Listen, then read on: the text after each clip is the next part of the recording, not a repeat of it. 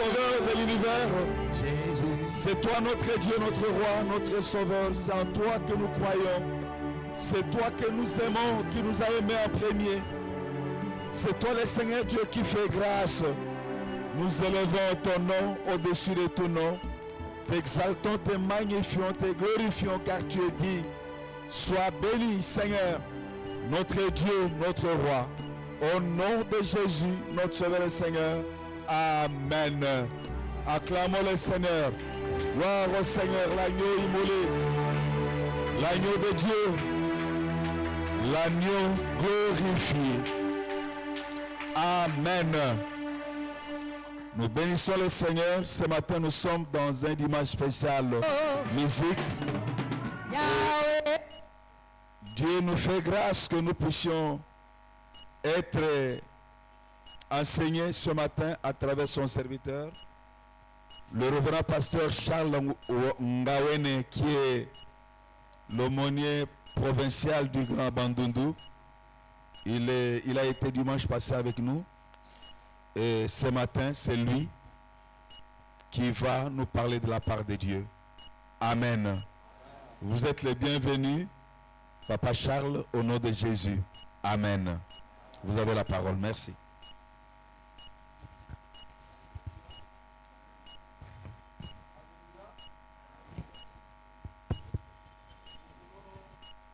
Bien-aimés dans le Seigneur, méditez la parole de Dieu dans Matthieu chapitre 28. Nous lisons à partir du verset 11 jusqu'à 20. Matthieu chapitre 28, le verset 11 jusqu'à 20. Nous lisons au nom du Seigneur Jésus-Christ.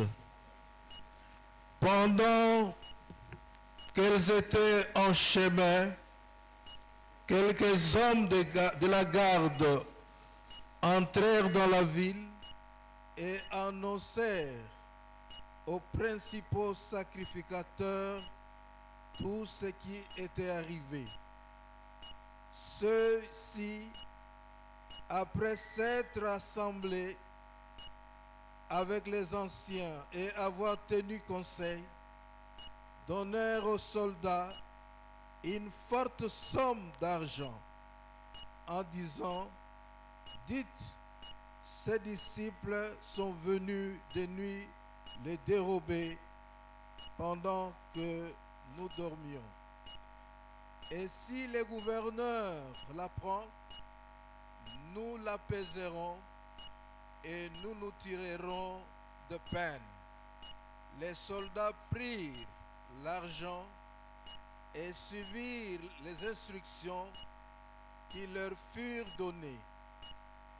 Et ce bruit s'est répandu parmi les Juifs jusqu'à ces jours. Les 11 disciples allèrent en Galilée, sur la montagne que Jésus leur avait désignée. Quand ils le virent, ils se prosternèrent devant lui. Mais quelques-uns eurent des doutes. Jésus s'étant approché, leur parla ainsi: tout pouvoir m'a été donné dans le ciel et sur la terre. Allez, faites de toutes les nations des disciples, les baptisant au nom du Père, du Fils et du Saint-Esprit, et enseignez-leur à observer tout ce que je vous ai prescrit. Et voici, je suis avec vous tous les jours jusqu'à la fin du monde. Alléluia. On peut acclamer la parole de Dieu et nous allons vous demander de vous asseoir. Nous aimerions, bien-aimés dans le Seigneur, remercier Dieu qui permet, qui nous fait grâce de pouvoir me présenter, me tenir devant cette sainte assemblée qui a permis tous les mouvements de notre être pour que nous soyons ainsi devant vous. Nous voulons aussi dire merci à l'aumônier national, Monseigneur Seblon Péreboy, qui nous assure cette bonne cohésion lorsque, n'est-ce pas, vous avez un bon chef, un bon représentant et le tout se passe bien. C'est grâce à lui que nous pouvons aussi demeurer ensemble. Et nous voulons aussi remercier l'aumônier urbain révérend Edouard Ngungu qui nous a programmé et il a eu intérêt que je sois aussi parmi vous aujourd'hui. Nous remercions également le révérend Carlos pour les bonnes dispositions qu'il a prises et voulons bien aimé remercier chacun d'entre vous pour votre présence. Quand Dieu permet que nous soyons ensemble, ce n'est pas pour rien. Il a quelque chose de précieux à nous enseigner. C'est ainsi que je voudrais, à mon nom et au nom de toute la grande communauté de Bandundu, en particulier de la ville de Kikwit et l'ISP Kikwit, là où je suis, je voudrais bien vous transmettre nos chaleureuses salutations. Si vous les acceptez, vous allez acclamer le Seigneur.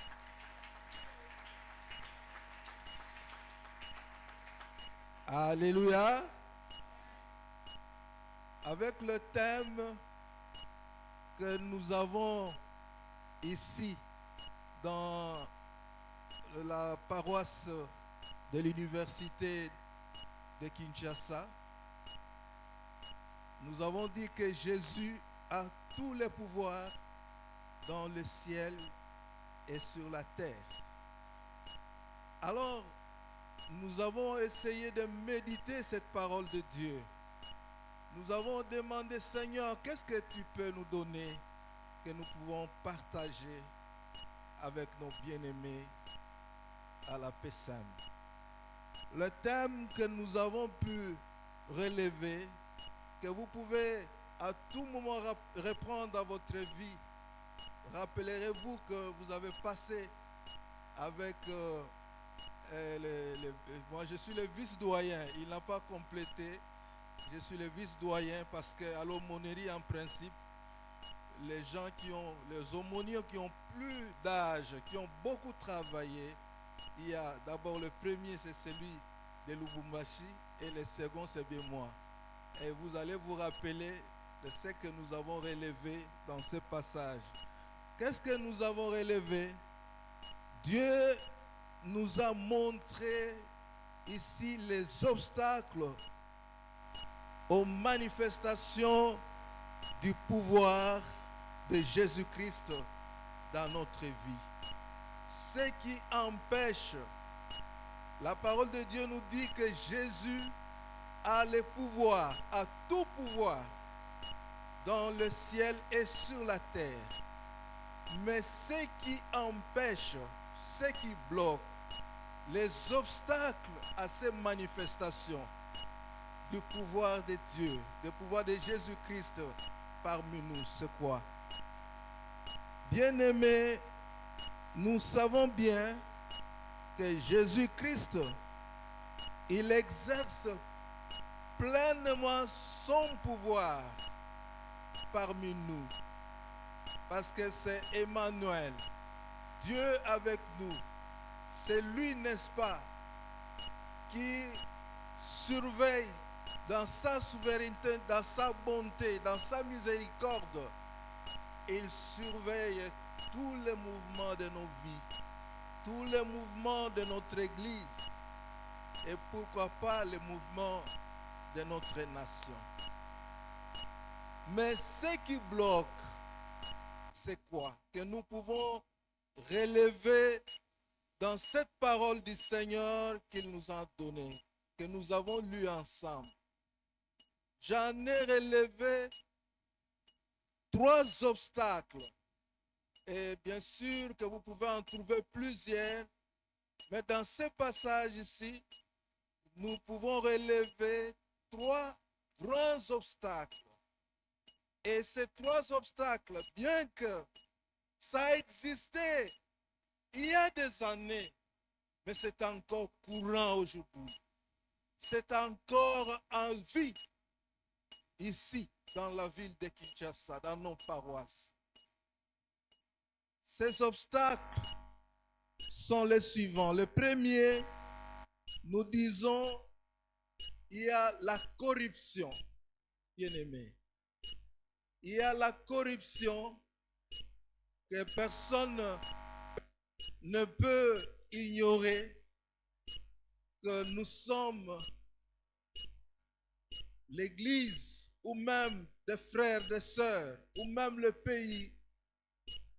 On est en train de vivre une période si difficile de la corruption. Quand je suis venu, j'ai pris le bus, j'ai vu des personnes bien battues là. Mais j'étais déçu, bien que les trouvant vraiment dans une bonne posture et en train de tendre la main, toujours en train de chercher quelque chose. Je me suis demandé, mais où est-ce que nous allons? Vous voyez que la corruption, elle peut être, ça peut provenir, n'est-ce pas, d'une source humaine. Il peut venir d'une personne humaine. Et si nous voulons entendre de ce qu'il y a eu à l'époque de Noé, quand, n'est-ce pas, les fils de Dieu ont vu que les filles des hommes étaient si belles, alors ils sont descendus, ils les ont pris pour femmes, ils ont fait les enfants, et on a dit que la méchanceté était devenue si grande. On a corrompu la nature, la société par le sexe. Et c'est ce qui est courant, bien-aimé, dans le Seigneur.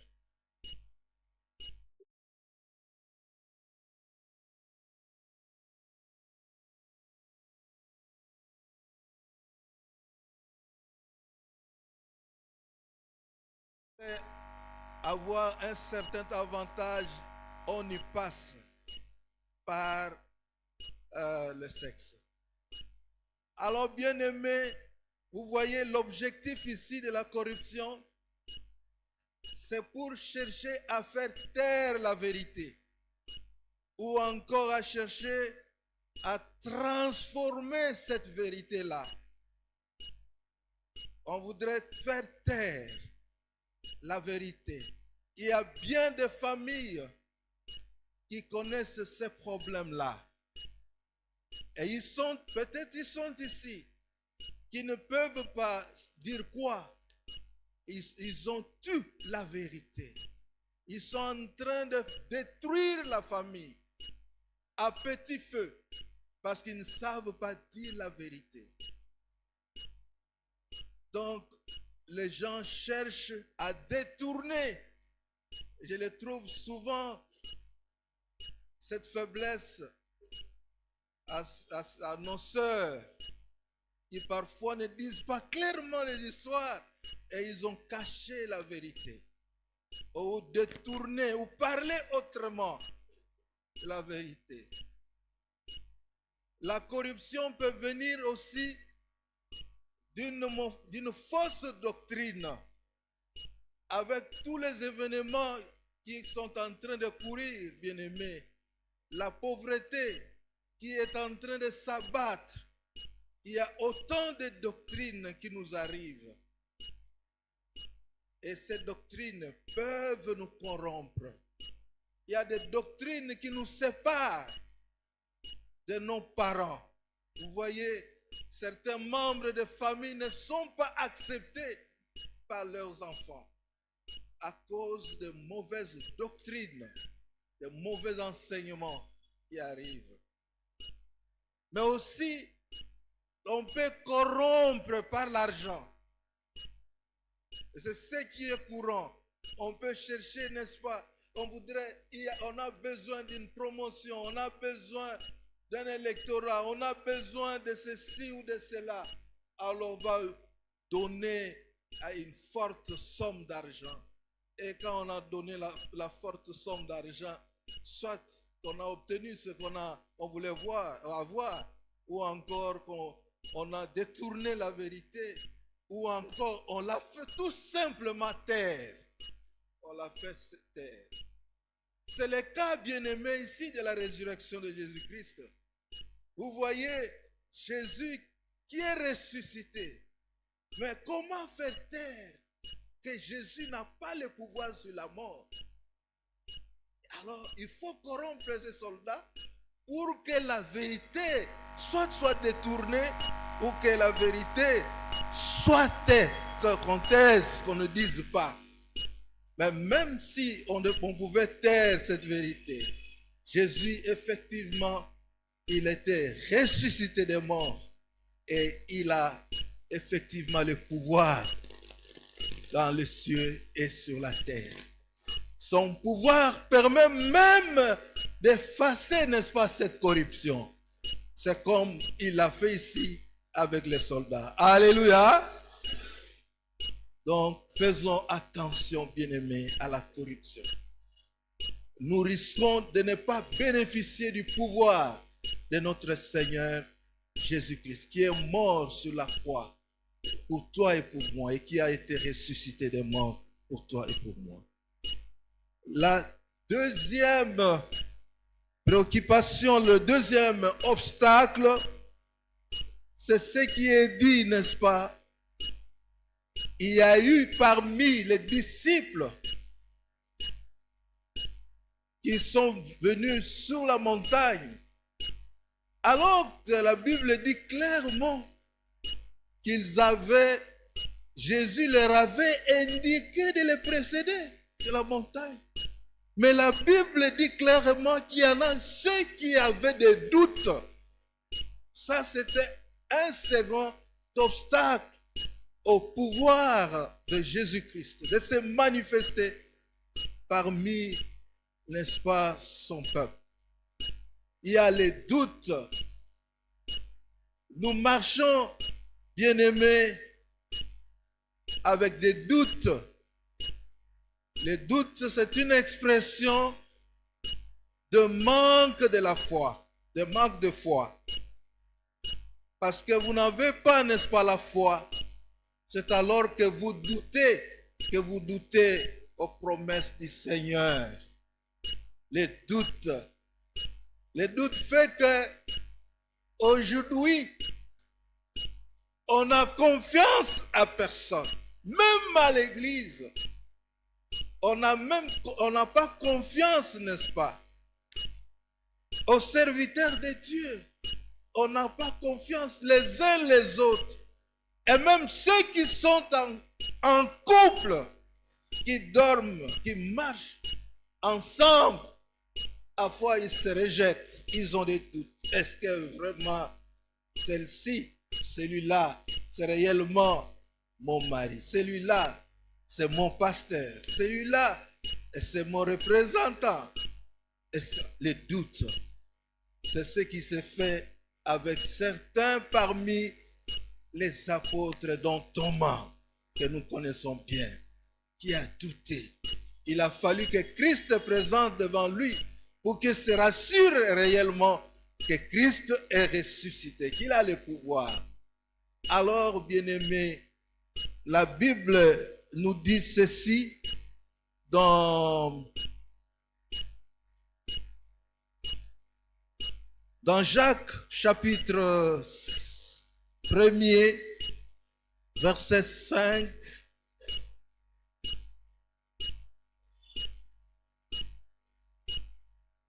Jacques chapitre 1er, verset 5. Si quelqu'un d'entre vous manque de sagesse, qu'il la demande à Dieu,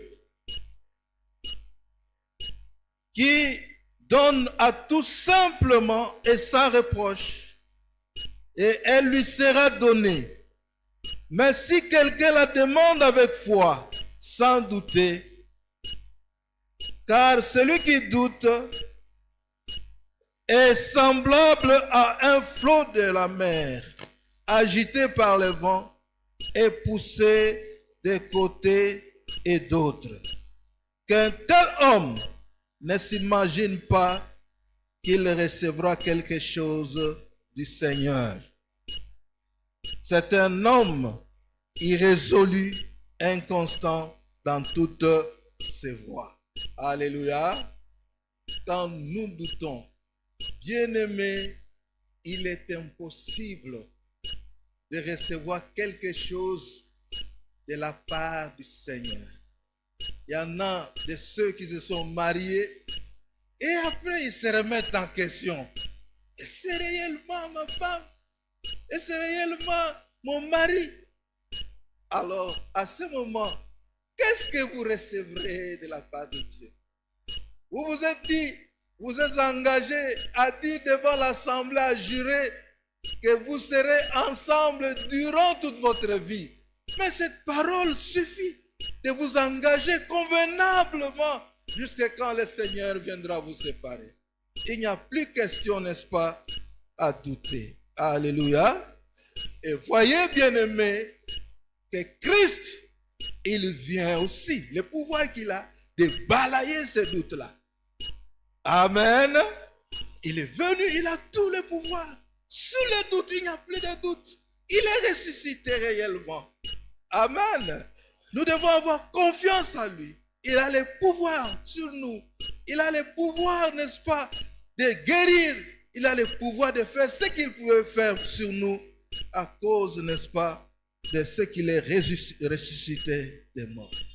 Donc, si le premier obstacle a été la corruption, et je pense que chacun de nous a pris la décision de ne plus mener cette vie de corruption. Et s'il y a des doutes, aussi, certains ont pris la décision de ne plus douter.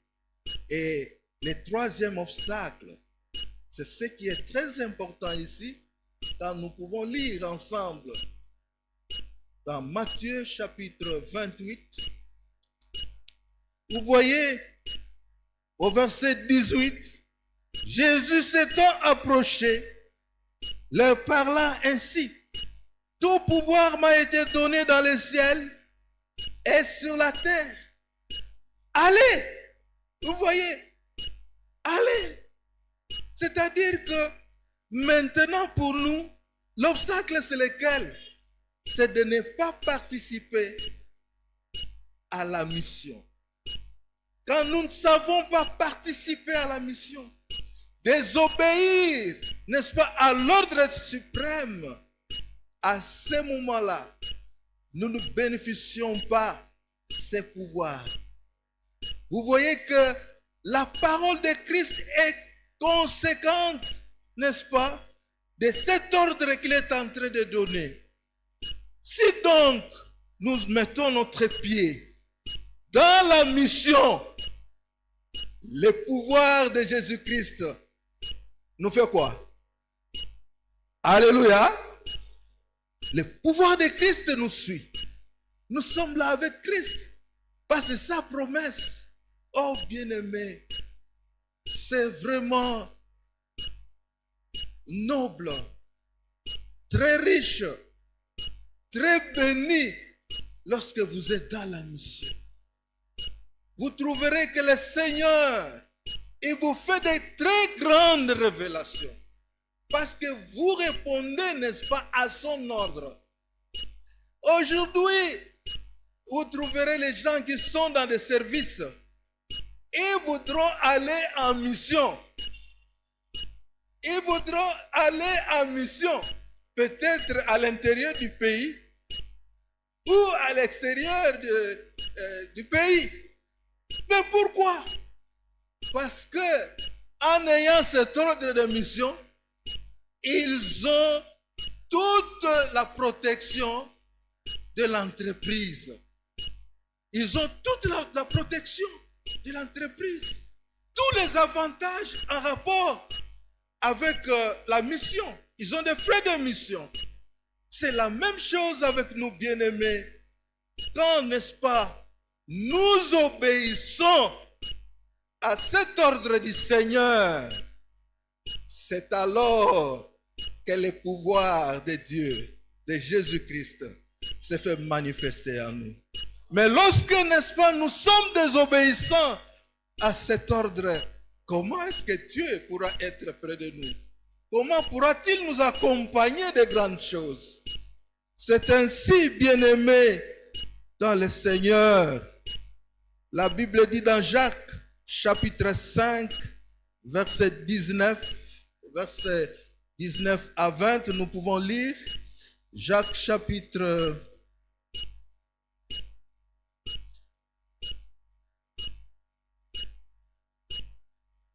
5, verset 19.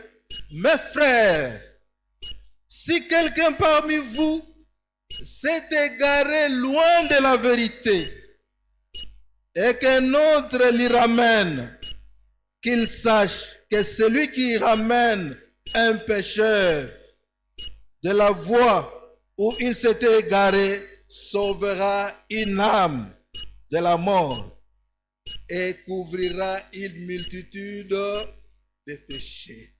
Alléluia. À cause d'une âme que vous avez ramenée dans la vérité, Dieu le pardonne, le protège de la mort. Mais Dieu aussi vous fait une grâce de couvrir tous vos péchés à cause d'une âme que vous avez bien aimé racheter. Et que par ailleurs, la Bible nous dit que lorsque une âme se répand, bien aimé, dans le ciel, il y a, n'est-ce pas, la joie, il y a les louanges. C'est pourquoi, bien aimé, cherchons à participer dans la mission. Nous allons participer dans la mission avec la grâce que Dieu nous a donnée chacun. Chacun a une grâce, chacun a un don, chacun, n'est-ce pas, il a quelque chose pour la mission. Nous ne pouvons pas venir nous arrêter seulement ici. Non, Dieu ne va pas nous accompagner. Il faut que, avec ce que Dieu me donne, peut-être par rapport à mes moyens financiers, peut-être par rapport à ma personne, peut-être par rapport aux dons que Dieu m'a donné, que je participe dans la mission. Alléluia. Et le pouvoir du Seigneur va toujours m'accompagner. C'est comme cette journée, une journée spéciale de la musique. Une journée de la musique. C'est une grâce que Dieu leur a donnée. C'est un don spécial. Et tout ce que nous devons faire, nous le faisons pour la gloire de Dieu, mais aussi pour l'édification de son Église, de son peuple. C'est alors que nous participons dans la mission. Et quand nous participons dans la mission, rassurons-nous que le pouvoir de Jésus-Christ est... Amen. Alléluia. Voilà, bien-aimés, les 3 obstacles. Vous pouvez vous les rappeler. La corruption qui est en train de détruire nos familles. Amen. Si vous êtes incorrompu, imaginez, on vous donne une responsabilité au bureau. Mais c'est ça votre responsabilité. Pourquoi allez-vous chercher encore la corruption? Pour que vous ayez des maisons, ayez des voitures, au détriment de la mission, le Seigneur vous confondra. Deuxièmement, nous avons parlé, les seconds obstacles, c'est quoi? Les doutes. Ne doutons de rien. Attachons-nous aux promesses de Dieu et le Seigneur. Il sera avec nous. Et enfin, nous devons participer dans la mission, dans l'évangélisation. On doit participer. Soit que Dieu nous envoie nous-mêmes, ou que Dieu appelle par nous les moyens que nous devons donner pour que la mission puisse avancer. Oh, c'était le défi lancé les années 80 quand nous avons commencé l'aumônerie bien-aimée. On devait chercher, vous voyez, avec les semences des universités, on devait étendre la mission jusqu'à l'intérieur, là, au fin fond de notre pays. Mais voilà, aujourd'hui, parfois, nous sommes seulement stagnants dans le milieu urbain. Donc, à l'intérieur, on n'y va pas. Donc, c'est une difficulté, mais que le Seigneur nous donne cette grâce, chacun, avec ce qu'il est. Parce que les problèmes sont nombreux, même ici dans la ville de Kinshasa. Dieu nous appelle à la mission pour que sa présence, son pouvoir soient manifestés parmi nous. Au nom de Jésus-Christ. Alléluia. Amen.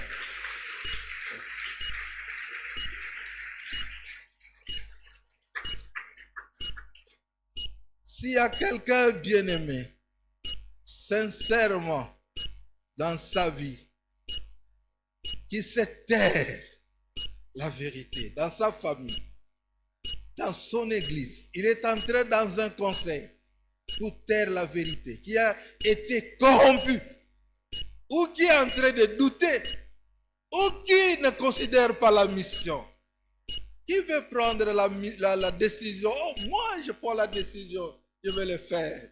Il peut se lever, nous allons prier pour lui, et vous verrez comment le Seigneur agira.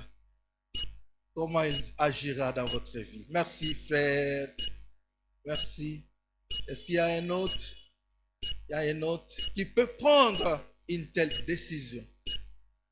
S'il y a un autre, si nous pouvons ensemble nous lever pour que nous puissions ruminer cette parole, pour que nous prenions une décision par rapport à la corruption. Si le pays n'avance pas, il y a la corruption qui bat son plein. Que Dieu puisse nous aider, n'est-ce pas, à ne pas douter et à participer à la mission. Prions le Seigneur. Prions ensemble. Dieu éternel des armées, ô Éternel, tu as vu chacun de nous, Seigneur, par rapport à la mission, mais par rapport aussi à la vérité dans nos familles. Nous cachons bien des choses par rapport à notre Église. Oh Dieu, daigne nous relever, nous pardonner, pardonner chacun, Seigneur. Je voudrais voir ou entendre, Seigneur, qu'après ce moment, tu as fait de grandes choses à chacun de nous qui a pris la décision. Que tu sois béni de ce que tu nous assistes. Au nom de Jésus-Christ, notre Seigneur et notre Frère, nous avons ainsi prié. Merci Seigneur Jésus-Christ. Alléluia. Acclamons le Seigneur, le roi des rois.